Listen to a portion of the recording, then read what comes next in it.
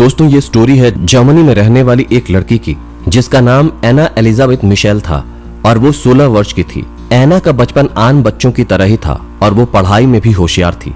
एक दिन अचानक एना बेहोश होकर फर्श पर गिर पड़ी। तभी एना के माता पिता तुरंत दौड़ते हुए एना के पास आए और उसे हॉस्पिटल ले गए। डॉक्टरों को दिखाने के बाद पता चला कि उसे मिर्गी की बीमारी हो गई है। उस दिन के बाद से एना को मिर्गी के दौरे पड़ने लगे, जिसके कारण एना के परिवार वाले चिंतित और परेशान रहने लगे। इन घटनाओं के कुछ दिन बाद से एना को अपने दिमाग में कुछ अजीब सी डरावनी आवाजें सुनाई देने लगी। वो आवाजें एना को बोलती थीं कि वो अब मर जाएगी और अब उसके शरीर पर उनका कब्जा है। इन आवाजों को बार बार सुनने से एना अब डिप्रेशन में चली गई और शारीरिक रूप से कमजोर भी हो गई थी। उसे एक साइकियाट्रिस्ट हॉस्पिटल में भर्ती कराया गया और उसका इलाज भी वहीं पर शुरू हो गया। काफी दिन इलाज चलने के बाद उसकी हालत में कोई सुधार नहीं हुआ और एना की हालत दिन ब दिन बिगड़ती चली जा रही थी। एक दिन एना ने अपने घर वालों को बताया कि इन इलाजों से इसका कुछ भी नहीं होगा, क्योंकि अब उसके शरीर पर शैतानों ने कब्जा कर लिया है। उस दिन के बाद से जब भी उसके पास कोई पवित्र चीजें जैसे बाइबल लाते थे, वो चिल्लाने लगती या वहां से भाग जाती। कुछ दिनों के बाद उसने अपने कमरों के कीड़े मकोड़ों को खाना शुरू कर दिया था और वो अचानक जोर जोर से डरावनी आवाजों में हंसने लगी थी। जब भी वो हंसती थी तो ऐसा लगता था मानो जैसे कि 6 लोग एक साथ हंस रहे हों, और फिर तुरंत एना रोने भी लगती थी। जब कभी भी एना होशो हवास में होती तो वो अपने घर वालों को अपना झाड़ फूंक करने की गुहार लगाती थी। वो बोलती थी कि उसके शरीर में कुछ शैतानी आत्माओं ने कब्जा कर लिया है। उन दिनों झाड़ फूंक को वहां जुर्म माना जाता था और किसी भी ऐसी अर्जी को पास होने में कई महीने लग जाते थे। कुछ दिनों के बाद एना के पिता को ऑल्ट नाम का व्यक्ति मिला, जिसने एना को देखते ही बता दिया कि उसके शरीर में आत्माओं का डेरा है। ऑल्ट ने वेटिकन को एक चिट्ठी भेज दी जिसमें उन्होंने एना पर झाड़ फूंक करने की इजाजत मांगी।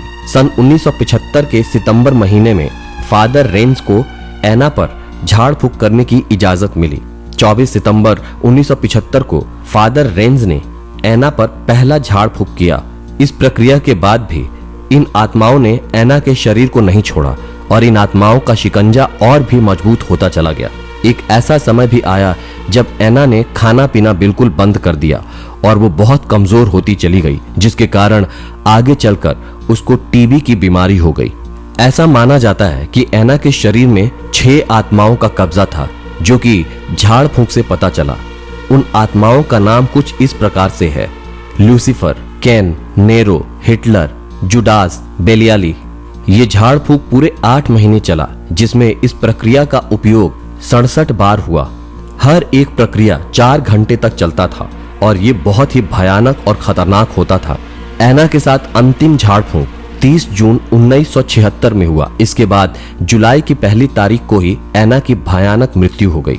डॉक्टर का ये मानना था कि उसकी मृत्यु कुपोषण की वजह से हुई, क्योंकि उस समय उसका वजन 30 किलोग्राम से भी कम था। लेकिन एना ने अपने दांतों से अपने ही शरीर को कई जगहों से काट रखा था और वो दीवारों को चबाती रहती थी, जिसके कारण उसके सारे दांत टूट गए थे।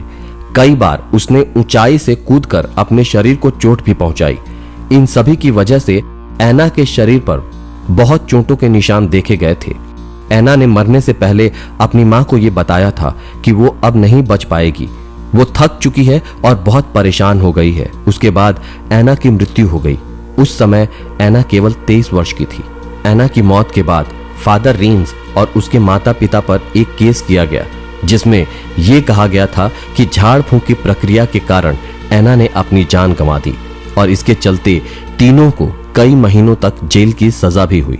आधुनिक विज्ञान का यह कहना है कि एना को मल्टीपल डिसऑर्डर था, लेकिन क्या एना को सच में बुरी आत्माओं ने जकड़ा हुआ था? इस घटना पर आधारित एक फिल्म भी बनाई गई थी जिसका नाम था द एक्सोर्सिज्म। तो दोस्तों, आपको आज का अंक कैसा लगा हमें कमेंट सेक्शन में कमेंट करके जरूर बताएं।